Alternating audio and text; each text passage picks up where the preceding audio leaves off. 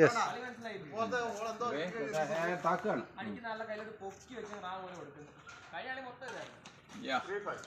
അങ്ങനെ ഇന്ത്യ ജയിച്ചു.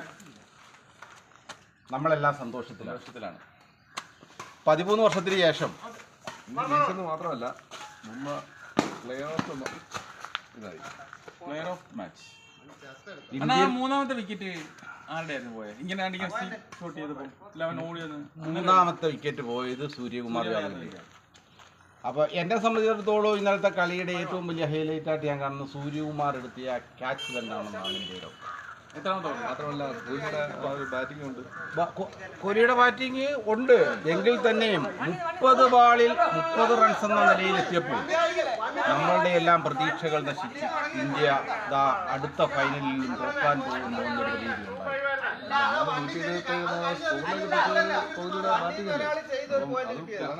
പ്രധാന ഘടകമാണ്, ഒരു ഫൈറ്റിംഗ് സ്കോർ ആയിരുന്നു അത്. പക്ഷേ ക്ലാസൻ എന്ന അവരുടെ ടോപ്പ് ബാറ്റ്സ്മാൻ അക്ഷർ പട്ടേലിൻ്റെ ആ ഓവറിൽ കാണിച്ച തീപ്പൊരി പ്രകടനം നമ്മളെ തകർത്ത് തരിപ്പണമാക്കും എന്നുള്ള ഒരു നിലയിൽ എത്തിച്ചിരുന്നു. ആര്? ക്ലാസൻ 51 52 റൺസ് കണ്ടാണ് ക്ലാസൻ എടുത്തത്. അപ്പം 13 വർഷത്തിന് ശേഷം നമ്മളൊരു ICC ട്രോഫി നേടിയിരിക്കുകയാണ്. ഞങ്ങളിപ്പം ഇരിക്കുന്നതെന്ന് പറഞ്ഞു കഴിഞ്ഞാൽ ക്ലാപ്പന ആക്സസ് ബാഡ്മിൻ്റൺ കോർട്ടിലാണ്. ഞങ്ങൾ ഇന്ന് രാവിലെ ഇവിടെ പ്രാക്ടീസ് ചെയ്യാനെത്തുന്നു. ഇന്ന് സലീമൻ അടക്കം 17 സലീമൻ ഇവിടെ കളിക്കാനുണ്ട്. ഇന്ത്യ 2020 വിജയിച്ചതിന്റെ 65 ദിവസമുള്ള സലീമൻ ആശംസകൾ അർപ്പിച്ചുകൊണ്ട് അത് വളരെ ആണ് 2020 തുടങ്ങുന്നത്. അന്ന് ഫസ്റ്റ് കപ്പ് വരുന്നതാണ്. മനസ്സിലായോ? ഇപ്പോൾ 13 വർഷത്തിന് ശേഷം അത് ഇന്നലെ എടുത്തെടുത്ത് പറയുന്നുണ്ട്. 2007 അപ്പം 17 വർഷമില്ല.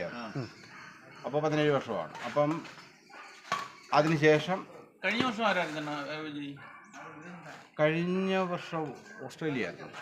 അത് വെസ്റ്റ് ഇൻഡീസ് അല്ല, ഓസ്ട്രേലിയ. ഏറ്റവും കൂടുതൽ കപ്പെടുത്ത കഴിഞ്ഞ വട്ടം കപ്പായിരിക്കായിരുന്നു, ഓസ്ട്രേലിയക്കായിരുന്നു.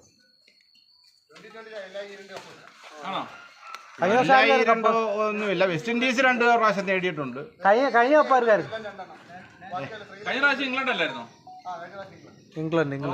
അപ്പം എല്ലാ ടീം അംഗങ്ങൾക്കും ആശംസകൾ അർപ്പിച്ചുകൊണ്ട് അപ്പോൾ ഈ ആക്സസ് ബാഡ്മിൻ്റൺ ക്ലബിൻ്റെ ആശംസകൾ ഇന്ത്യൻ ടീമിന് അർപ്പിക്കുന്നതോടൊപ്പം നമ്മുടെ മലയാളിയായ ഒരു കളിക്കാരൻ ഇന്ത്യൻ ടീമിലുണ്ടായിരുന്നു, സഞ്ജു സാംസൺ. നമ്മളുടെ എല്ലാം വികാരവും അഭിമാനവും ഒക്കെയായ സഞ്ജു സാംസനെ ഒരു കളി പോലും കളിപ്പിക്കാതിരുന്നത് ഇന്നും നമുക്ക് വേദനയായിട്ട്, ഈ സന്തോഷത്തിൽ നമുക്ക് വേദനയായി അവശേഷിക്കുന്നുണ്ട്.